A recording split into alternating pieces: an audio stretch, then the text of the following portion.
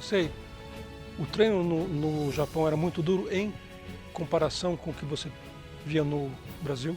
Naquela época do juvenil, quando fui convidado a treinar em vários locais, não senti dureza no treinamento, porque os meus treinos com meu pai aqui eram intensos.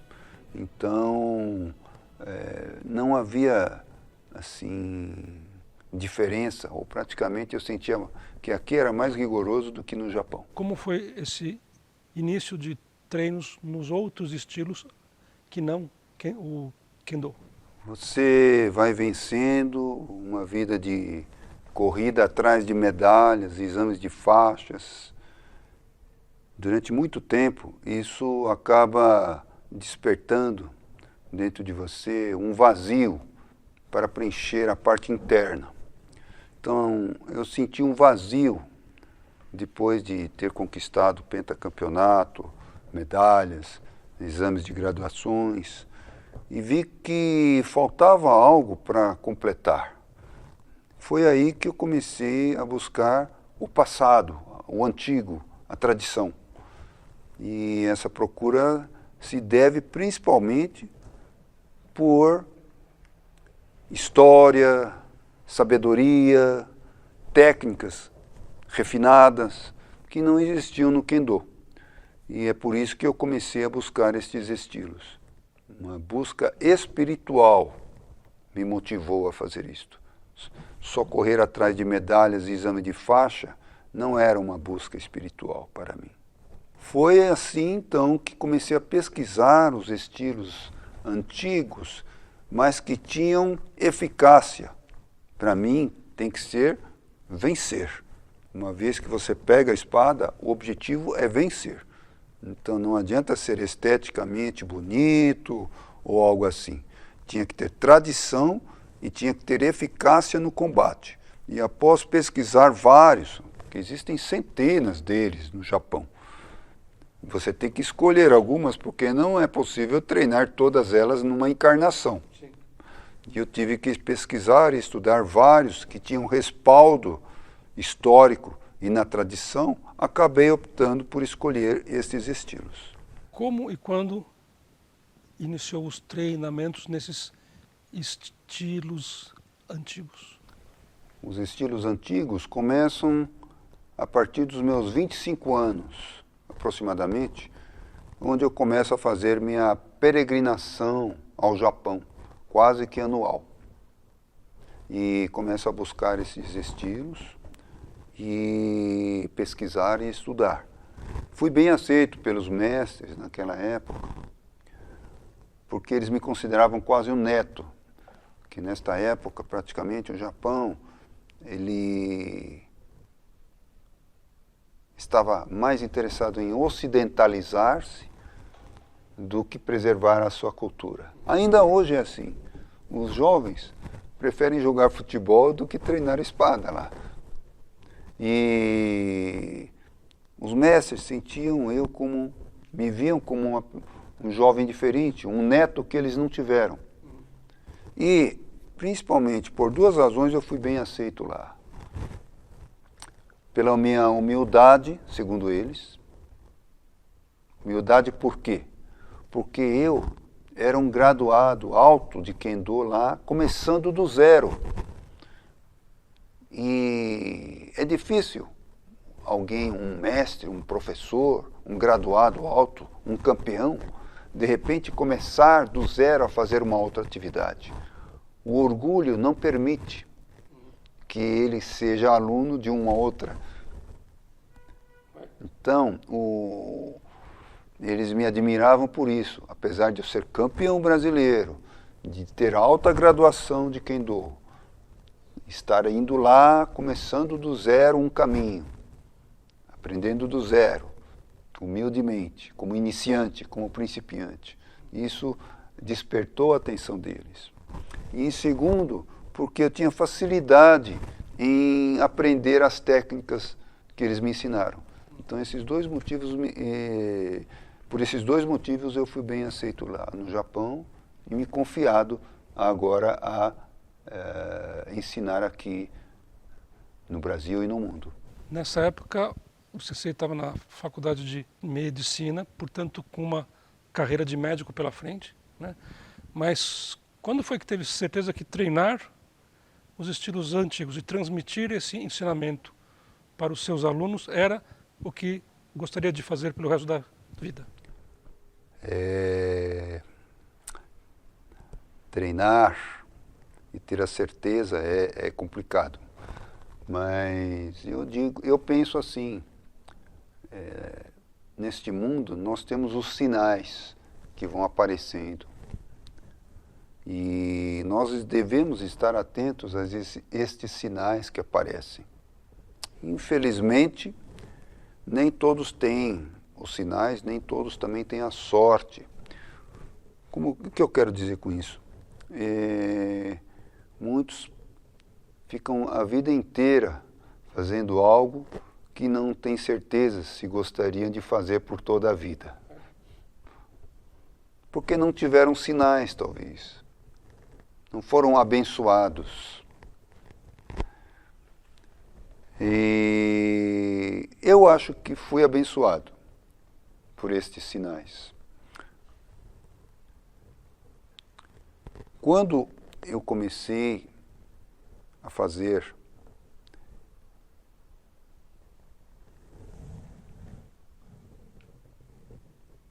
ensinar essas sabedorias dos samurais para os alunos, através de momentos de ouro, que eu denomino momentos de ouro, eu comecei a perceber sinais. Por exemplo, logo nos estágios iniciais. Sensei, eu estou há 2 anos sem emprego e hoje eu consegui emprego graças a este livro aqui. Um livro que eu escrevi. Falei, como assim? Eu fui na entrevista e estava lendo o livro do senhor. E levei-o comigo. E o entrevistador olhou o livro e falou assim, o que é este livro? É um livro do meu mestre. Ele olhou o entrevistador. Você está contratado. 2 anos sem encontrar emprego. Ele nem viu o currículo. O entrevistador pegou e falou, não, você está contratado. Só de ver esse livro. Folheou alguns livros e falou assim, você está contratado. Foi um dos primeiros sinais. O tempo foi passando, foram aparecendo outros sinais. Sensei, quero contar uma coisa. Em lágrimas aqui. Salvei meu casamento. Por quê? Pelo que o sensei falou na aula passada. O outro. Consegui sucesso na minha empresa. Consegui impor a minha decisão. E foi assim. De tantos relatos que foram ocorrendo, eu falei, eu estou no caminho certo e tenho a certeza de que vou continuar este caminho. O que aconteceu foi que em 2003, Tom Cruise trouxe o filme O Último Samurai aqui para o mundo. Foi uma loucura. Foi uma loucura. Eu era solicitado no Brasil inteiro a essa altura. E então, telefone não parava de tocar, tinha que ir fazer apresentações, reportagens. Você participou desta guerra que eu participei. Eu tinha que estar em todos os cantos do país. E numa dessas, eu perdi o emprego, um dos meus empregos. Era um dos meus melhores empregos. Ao atender o celular de uma mídia muito renomada aqui. Então, numa dessas, eu perdi um emprego, um dos meus melhores empregos na época, ao atender um telefone. Naquela época, o celular tinha começado a onda do celular. Então não existia nenhuma regra se podia ou não atender em consultório. Hoje em dia nós sabemos que podemos, sem problema. Mas naquela época ainda existia uma dúvida ética, etc. Não havia nenhuma decisão a respeito. Mas eu atendi uma paciente e era um horário que a Folha de São Paulo estava me procurando para fazer uma reportagem sobre o último samurai. Mas eu atendi e desliguei na hora, dizendo que iria retornar a ligação. Depois de 2 semanas, eu fui despedido. Depois me contaram o motivo, que a paciente, que era RH de uma empresa onde eu trabalhava, havia contado e se queixado de mim. E eu perdi esse emprego por causa disso. E aí é que eu tive que decidir, então, pensar a fundo, se eu iria continuar atendendo como médico ou se eu iria continuar mudando as pessoas, melhorando a vida das pessoas através da sabedoria samurai. Foi aí que eu tive a certeza e perguntar a mim mesmo do que eu gosto, medicina e espada. Gosto de ambos. A outra pergunta seria, qual é que eu faria o resto de minha vida? Pensei, sabedoria para prevenir o mal. Medicina para remediar o mal. Eu prefiro prevenir do que remediar. E decidi então fazer a espada pelo resto da minha vida. Sensei, mas Tom Cruise, o último samurai foi em 2003, mas o Instituto Niten já tinha 10 anos, não é? Como foi a criação do Instituto? Sensei teve apoio dos seus pais? Como foi? Na época da faculdade, eu era conhecido como um samurai lá na Unifesp. E nós temos a Atlética e lá alguns colegas me procuravam, não para treinar, para ser campeão, para ser bom na espada, e um atleta, mas se interessaram pela filosofia dos samurais. E então esse interesse continuou, tanto é que isto me fez então pensar numa abordagem diferente no ensino da espada. Aliado a isso, tinha o amadurecimento das minhas técnicas antigas e também uma insatisfação perante a má gestão administrativa no Kendo brasileiro. Por exemplo, não podia cobrar mensalidades. Como não? Judô, karatê, taekwondo, qualquer uma cobra. E no Kendo não se pode cobrar mensalidade. Por exemplo,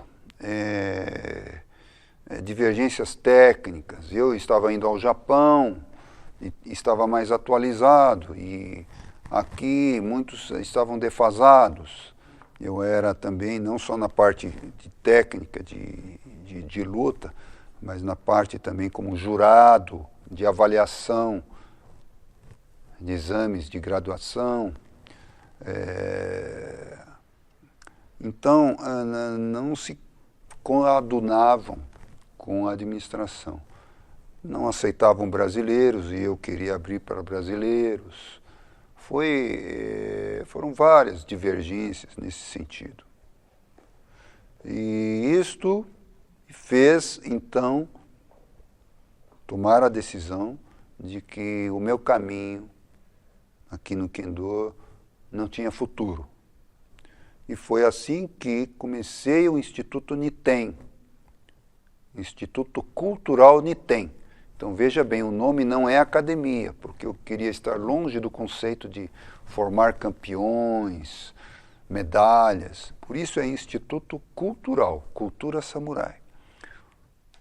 Primeira coisa que eu fiz foi, então, deixar registrado no cartório a minha saída da Confederação e Federação de Kendo do Brasil. Isso está registrado em cartório, para evitar possíveis retaliações no futuro. E fundei, então, o Instituto Cultural Niten, com o lema: levar o melhor da sabedoria da espada samurai aos brasileiros. Este era o lema do Instituto Niten, em 2003. Começamos, então, com esse objetivo de passar mais a filosofia que eu passava lá aos meus colegas da faculdade, na medicina, na atlética da medicina, e continuar esse tipo de curso. Foi assim que começamos o Instituto Niten, e era um lugar aberto, independente de ser brasileiro ou não, um lugar aberto para todos que quisessem conhecer principalmente a sabedoria e filosofia. Então não iam ganhar medalhas, exames de faixa, algo assim. O foco era o melhor da sabedoria samurai para os brasileiros. O nome Niten foi inspirado, claro, no meu mestre Miyamoto Musashi Sensei, que fundou a escola Niten Ichiryu. Então, o nome Instituto Niten vem de 2 céus, inspirado na escola de Musashi Sensei. Meus pais, caminhamos juntos durante todo o processo no Kendo, e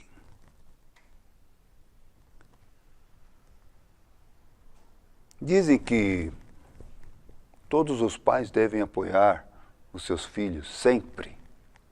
Já ouvi uma frase dessa. Você já ouviu? Eu procuro fazer isso também, sempre, sempre. Algumas vezes é difícil, mas como pais temos que apoiar. Mas não foi o que aconteceu comigo. Eu não tive o apoio dos meus pais. Os meus pais, por 2 motivos, acredito, principalmente, não me apoiaram. Primeiro, devido à chance mínima de sucesso em fazer um curso desses aqui no Brasil, já que haveria uma mensalidade, precisa adquirir materiais e toda uma dificuldade, um empreendimento com chances mínimas de dar certo. E também por uma possível incompreensão e retaliação por parte dos praticantes de Kendo. Então, por esses 2 motivos, os meus pais não me apoiaram. Não se opuseram, mas também não me apoiaram. E foi assim que eu comecei o Niten. Eu lutei contra tudo e contra todos. Então, colegas que haviam treinado Kendo comigo também foram contra. E não tive apoio praticamente nenhum. Foi lutar contra tudo e contra todos. Mas tive uma pessoa fundamental e foi ela que me apoiou. A minha esposa. Mika Sensei, desde o início, apoiou o meu empreendimento. É ela que fazia os primeiros atendimentos aos interessados no curso, é ela que montava as cadeiras, mesas nos eventos que eu realizava, me acompanhava no Japão para os treinamentos, e não só isso, começou a treinar, a praticar para ser a minha parceira de treinamento quando eu voltasse ao Brasil. Não que ela adorasse a arte da espada samurai, ela tem as artes dela já. Mas ela começou a treinar por minha causa para ser minha parceira, para que eu pudesse continuar os treinamentos aqui no Brasil. E juntos trouxemos a arte do bastão, por exemplo, que tem uma tradição de 400 anos no Japão.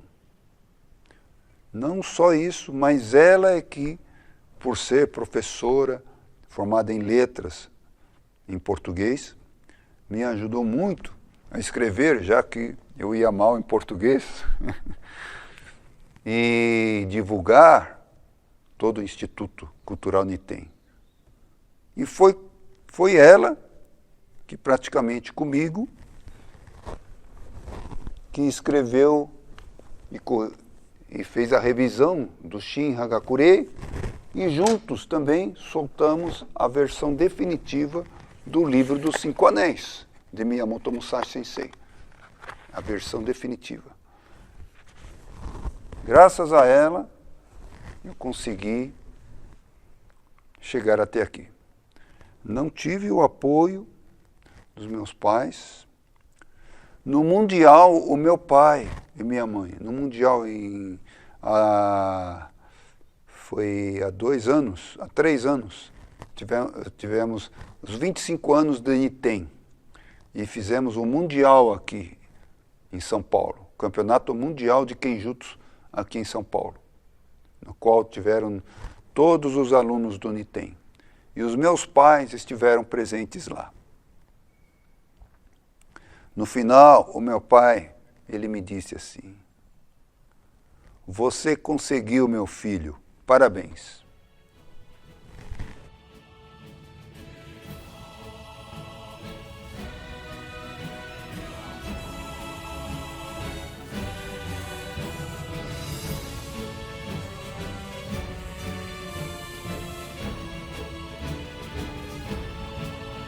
O Sensei está formando um sucessor? Sensei, então, às vésperas dos 30 anos do Nitem, quais são os próximos passos?